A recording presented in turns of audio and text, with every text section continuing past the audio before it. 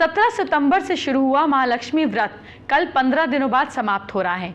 आपको शायद याद होगा मैंने आपको व्रत शुरू कैसे करना है, कैसे महालक्ष्मी को प्रसन्न करना है, इसकी साधना कैसे करनी है बताया था, पूरी जानकारी आपको दी थी। अब मैं आपको महालक्ष्मी व्रत को कैसे समाप्त करना है इसकी पूरी जानकारी देने वाली हूँ। आपको बताऊंगी कल के पूजन की पूरी सामग्री, कल कैसे पूजा करनी है वो विधि, ये भी जानिएगा। आपको हथेली पर माँ लक्ष्मी का तराजू भी दिखाऊंगी, आपको धनवान बनाएगा और साथ साथ कल जीवित पुत्र का व्रत भी है। अगर आपकी संतान को कोई समस्या है तो फिर कल व्रत जरूर रखना है। आपको क्या करना है, कैसे करना है, आज ही सब बता दूंगी। आइए बात करते हैं आज के पहले महा उपाय की। कल महालक्ष्मी व्रत समाप्त हो रहे हैं, तो आज और कल दर्शकों को महालक्ष्मी से जुड़े हुए 5 महा उपाय बताने वाली हूँ। पहले महा उपाय की बात करते हैं। क्या आपकी आर्थिक तरक्की, आपकी फाइनेंशियल ग्रोथ रुक गई है, पैसा बढ़ ही नहीं रहा? आज शाम को माँ लक्ष्मी का विधि विधान से पूजन करें। उसके बाद माँ लक्ष्मी के चरणों में 7 लक्ष्मी कारक कौड़ियाँ रखें। आधी रात के बाद इन कौड़ियों को घर के किसी कोने में गाड़ दें। इस उपाय से जल्दी ही आर्थिक उन्नति होने लगेगी। कोई भी व्रत तब फलित होता है जब आरंभ से अंत तक सही पूजा की जाए। शुरुआत की जानकारी तो आपको दे दी थी, अब आपको समाप्ति की जानकारी भी दिए देती हूँ। माँ लक्ष्मी पूर्ण होने वाले दिन महिलाएं हाथी पर विराजित होकर माँ लक्ष्मी की पूजा करती हैं। आइए सबसे पहले आपको ये बताती हूँ कि आपको इस पूजा के लिए कौन सी सामग्री चाहिए। महालक्ष्मी व्रत 16 दिन का होता है। 16वें दिन आपको जो चीज़ें दान करनी है वो सभी चीज़ें 16-16 होनी चाहिए। नोट कर लीजिए। 16 चुनरी, 16 बिंदी, 16 सिंदूर, 16 रिबन, 16 कंघा, 16 शीशा, 16 सफ़ेद कपड़ा, 16 रुमाल, 16 बिछिया, 16 नाक की नथ, 16 फल, 16 मिठाई, 16 मेवा, 16 लौंग, 16 इलायची और 16 लोगों की दक्षिणा, 16 मेहंदी के पैकेट। जो सामग्री आपको दान करनी है उसकी लिस्ट तो मैंने आपको बता दी, लेकिन आइए अब आपको महालक्ष्मी व्रत के उद्यापन की सही पूजा विधि क्या है ये भी बताती हूँ। पूजा के लिए आपको क्या सामान चाहिए उसे भी नोट कर लीजिए। आज ही खरीद लेंगे तो कल फायदा रहेगा, इजीली सब काम हो जाएंगे। सबसे पहले तो 2 सूप लीजिए। अगर किसी कारण आपको सूप ना मिले तो 2 नई स्टील की थाली ले लें। 16 मिट्टी के दिए लेने हैं। प्रसाद के लिए सफ़ेद बर्फ़ी, दान करने के लिए 16 चीज़ें जिसकी लिस्ट मैंने आपको पहले ही अभी बता दी थी। इसके साथ साथ फूल माला लेनी है। तारों को अर्घ देने के लिए आपको अच्छा सा पात्र लेना है। 16 गांठ वाला लाल धागा लेना है। पूजा सामान भी आप एक दिन पहले ही खरीद लीजिएगा। अब आपको पूजा करनी कैसे है ये भी जान लीजिए। मैं बहुत आराम से बोलूँगी ताकि आप एक एक चीज़ नोट कर सकें, समझ सकें, जान सकें। शाम के समय पूजा करनी है आपको। माता महालक्ष्मी के आगे 16 देसी घी के दीपक जलाने हैं। माँ को धूप दीप से पंचोपचार या षडोपचार पूजन करें। इसके बाद एक सूप में 16 चीज़ें रखकर उसे दूसरे सूप से ढक दें। इसे माँ के सामने दान करने का संकल्प करें। संकल्प का मंत्र भी नोट कर लीजिए। क्षीरो दानव संभूता लक्ष्मी चंद्र सहोदरा। अपने हाथों में 16 गांठों वाला लाल धागा बांध लीजिए। इसके बाद दीपक जलाकर मंत्र का जाप कीजिए। ओम श्रीम ह्रीम श्रीम कमले कमलाय प्रसीद प्रसीद श्रीम ह्रीम श्रीम महालक्ष्मी नमः। जैसा आपने संकल्प लिया उस हिसाब से मंत्र का जाप करिएगा। जाप के बाद माँ की आरती कीजिए, भोग लगाइए।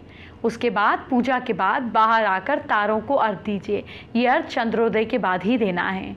अर्घ देने के बाद जीवन साथी का हाथ एकदम पकड़कर 3 बार उत्तर की ओर मुंह करके पुकारिए। हे माता महालक्ष्मी मेरे घर आ जाओ, हे माता महालक्ष्मी मेरे घर आ जाओ, हे माता महालक्ष्मी मेरे घर आ जाओ। अर्घ देने के बाद अंदर आकर 3 थालियों में पूरा भोजन लगाइए। एक थाली आप दोनों की ओर और एक माता लक्ष्मी की ओर। भोजन के बाद अपनी थालियां उठा लें, लेकिन माँ की थाली वहीं छोड़ दें। उसे रात भर ढके रहने दें।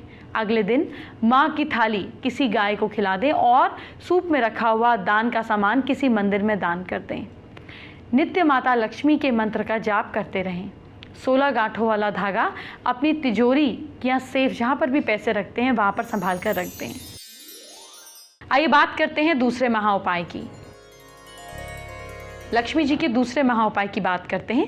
क्या सेफ में या तिजोरी में पैसे कम हो रहे हैं?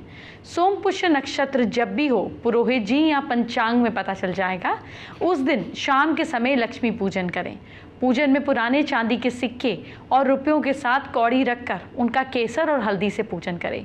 पूजन के बाद इन्हें तिजोरी या सेफ में रख दें। आपकी तिजोरी हमेशा पैसों से भरी रहेगी। क्या आपकी हथेली पर माँ लक्ष्मी के संकेत मौजूद हैं? मैंने कुछ संकेतों के बारे में आपको उस दिन बताया था जब महालक्ष्मी का व्रत शुरू हुआ था, जब आरंभ हुआ था। कुछ संकेतों के बारे में आपको आज बताऊंगी और कुछ संकेतों के बारे में कल बताऊंगी। तो चलिए अब आपको महालक्ष्मी के 2 संकेतों के बारे में बताती हूँ। ज़रा अपना हाथ देखते रहिए, आपको दिख जाएंगे, कई बार दिख जाते हैं। अपनी हथेली को ध्यान से देखिएगा। क्या आपकी हथेली पर तराजू का संकेत है? ये ऐसे कई बार दिखता है ना, इस तरीके से आकर ऐसे इस तरीके से बनता है तराजू का संकेत। ऐसे इस तरह से फॉर्म्स लेके दिखता है। नहीं दिख रहा है तो घबराने की कोई बात नहीं है। हथेली पर इस जगह पर देखिए, जहाँ मैंने आपको बताया है, इस सेंटर वाली जगह पर, यहाँ पर आपको दिखेगा ऐसे तराजू जैसे 2 तराजू बने हुए हैं। अगर ये दिखता है तो ये महालक्ष्मी योग कहलाता है, बल्कि श्री महालक्ष्मी योग कहलाता है। जी हाँ, ऐसे में क्या होता है आपको पता है? ऐसा तराजू का संकेत अगर हुआ तो व्यक्ति मशहूर होने के साथ साथ पैसे के मामले में भी संपन्न होता है। ये लोग अगर बिजनेस करते हैं तो सफलता इन्हें ज़रूर मिलती है। अब एक और संकेत सुनिए। हथेली की भाग्य रेखा भी माँ लक्ष्मी का संकेत देती है। अब आपको समझाती हूँ कैसे। भाग्य रेखा साफ है ना, और स्पष्ट है और सूर्य पर्वत पर आकर ठहरती है, तो इसे भाग्य योग और भाग्य लक्ष्मी योग कहते हैं। कैसे दिखती है ये समझिए। ये यहाँ से शुरू हुई, सीधी सीधी सीधी सीधी सीधी सीधी और यहाँ आकर रुकती है।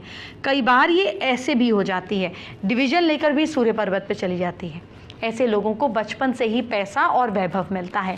अगर ये संकेत आपकी हथेली पे नहीं है, घबराने की कोई ज़रूरत नहीं है।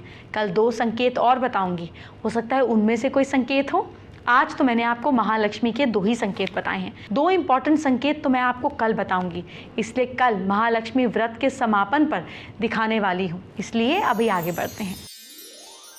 आइए बात करते हैं आज की स्पेशल एस्ट्रो टिप का।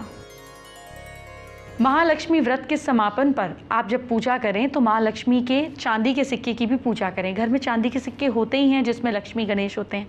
माँ लक्ष्मी का खाली सिक्का हो तो उसकी पूजा करें। व्रत के समापन के बाद उसको एक गोल्डन कलर के कपड़े में बांध के तिजोरी में रख दें। यह आपके घर को पैसों से भरा रखेगा। आइए बात करते हैं आज के तीसरे महाउपाय की। क्या घर में पैसे की तंगी खत्म होने का नाम ही नहीं ले रही है? चिक होती रहती है। माँ लक्ष्मी को कमल के फूल अर्पित करें, सफ़ेद रंग की मिठाई का भोग लगाएं। माँ लक्ष्मी से धन संबंधित समस्याओं को दूर करने के लिए प्रार्थना करें। कुछ ही समय में आपकी समस्या का समाधान हो जाएगा। कल आपकी संतान की लंबी उम्र के लिए एक व्रत है जिसका नाम है जीवित पुत्र का व्रत। ये व्रत आपको कल रखना चाहिए। अब कल इसकी पूरी जानकारी दूंगी, आज भी बता रही हूँ, जिससे कल कोई गलती ना हो। ध्यान से सुनिए। जीवित पुत्र का व्रत संतान की लंबी उम्र और उसके खुशहाल जीवन में माताएं रखती हैं। ये व्रत भी छठ व्रत की तरह विधि विधान से किया जाता है। ये अश्विनी कृष्ण पक्ष की सप्तमी से शुरू होता है और नवमी को समाप्त होता है। सप्तमी के दिन नहाए खाए, अष्टमी वाले दिन निर्जला व्रत और नवमी को पारण किया जाता है। पहले दिन नहाने के बाद महिलाएं सिर्फ एक बार भोजन करती हैं। इसके बाद पूरा दिन कुछ नहीं खाती। दूसरे दिन महिलाएं जो हैं ये निर्जला व्रत करती हैं और शाम को पूजा करती हैं। इसके बाद तीसरे दिन आखिरी दिन होता है। इस दिन विधि विधान से पारण होता है। प्रदोष काल में शुरू करने वाले इस निर्जला व्रत में शाम के समय पूजा होती है। पूजा के पहले गाय के गोबर से आंगन को लेपें। इसके बाद वहीं पर उसके पास एक छोटा सा तालाब भी बनाएं और फिर वहां पर एक पाकड़ की डाल लाकर खड़ी कर दें। इसके बाद एक मिट्टी के बर्तन में आपको जूमित वाहन की कुशा निमित्त मूर्ति को स्थापित करना है। इस मूर्ति को रंगीन रुई, लाल, पीले रंगों से सजाएं। साथ ही धूप, दीप, चावल, फूल और साथ साथ माला और कई तरह की मिठाइयों से पूजन करें। इस पूजा में वंश की खुशहाली के लिए बांस के पत्तों को शामिल ज़रूर करें। पूजा के बाद घर के बड़े बुजुर्गों का आशीर्वाद लेना ज़रूरी होता है। इस व्रत के दिन झूठ नहीं बोलना चाहिए, गुस्से से भी बचना चाहिए। ये व्रत महाभारत काल से जुड़ा माना जाता है। महाभारत युद्ध के बाद पिता की मृत्यु से दुखी अश्वत्थामा पांडवों के शिविर गए।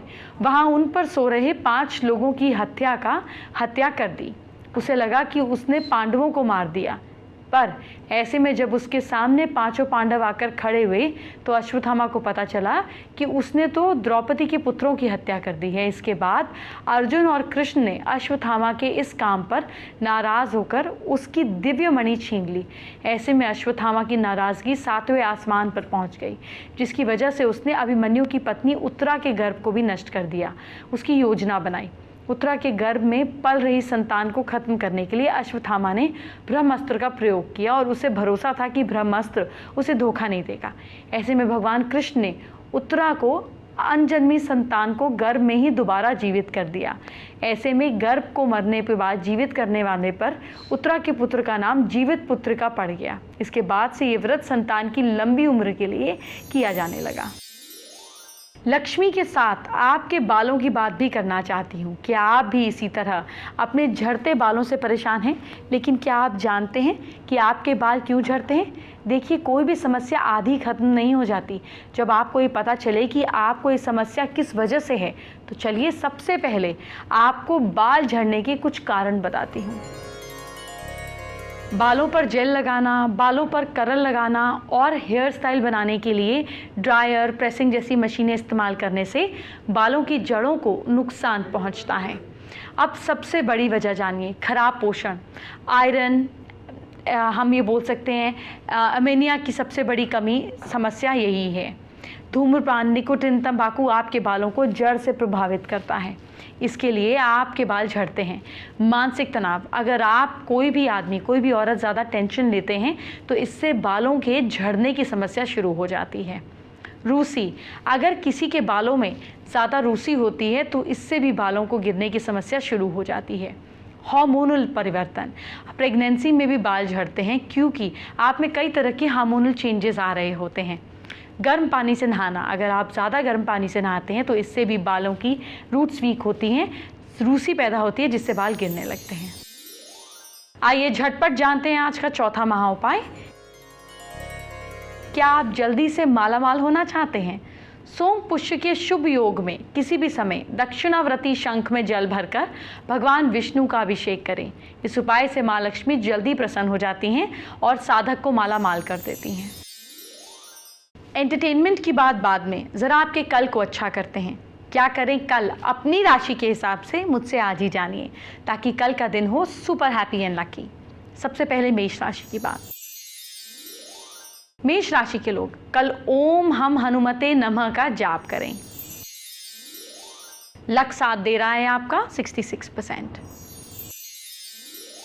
वृषभ राशि के लोग कल अपनी कमर का खास ख्याल रखें। भाग्य साथ दे रहा है आपका 61%। मिथुन राशि के लोग समय बर्बाद आप बिल्कुल ना करें। किस्मत साथ दे रही है आपका 69%। कर्क राशि के लोग ओम नमः शिवाय का जाप करें। भाग्य साथ दे रहा है आपका 63%। सिंह राशि के लोग हरा रुमाल अपने पास रखें। भाग्य साथ दे रहा है आपका 51%। कन्या राशि के लोग थोड़े से चावल जेब में जरूर रखें। भाग्य साथ दे रहा है आपका 77%। तुला राशि के लोग लाल कपड़ा कल के दिन जरूर पहनें। किस्मत साथ दे रही है आपका 81%। वृश्चिक राशि के लोग बुजुर्गों की सेवा कीजिए। भाग्य साथ दे रहा है आपका 70%। धनु राशि के लोग किस्मत पर निर्भर ना रहें। भाग्य साथ दे रहा है आपका 75%। मकर राशि के लोग चीनी का दान करें। किस्मत साथ दे रही है आपका 71%। कुंभ राशि के लोग दोस्तों से वाद विवाद ना करें। भाग्य साथ दे रहा है आपका 63%। मीन राशि के लोग, पानी को बर्बाद ना करें। किस्मत साथ दे रही है आपका 55%। फेसबुक पर अमन राज त्रिपाठी ने हमारे साथ अपनी प्रॉब्लम शेयर की है। बेसिकली प्रॉब्लम क्या है कि अमन की जॉब में उनको बहुत प्रॉब्लम्स आ रही है, जिसके वो उपाय जानना चाहते हैं।